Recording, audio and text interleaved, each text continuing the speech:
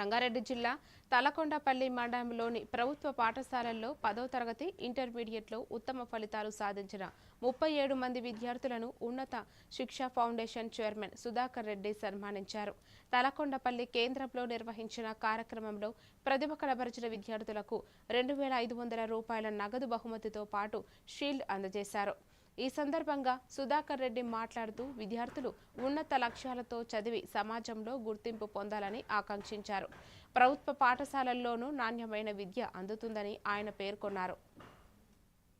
మాకు చేతులిచ్చిన మా గురువులందరికీ, మా విద్యార్థులు లేనటువంటి గురువులందరికీ నమస్కారం. ఎవరు నిర్మాణం చూస్తే ఎవరు లేరు, ఒకరున్నారు.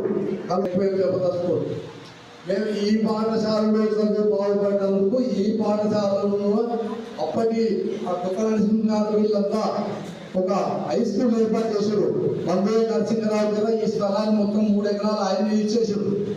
వాళ్ళంతా పనిచేసారు. మనం ఏం చేస్తున్నాం అంటే చదువు బాగుపడితే ఒక జూనియర్ కాలేజీకు ఎంకరేజ్ చేయాలని నా తలంపు ఉన్నది.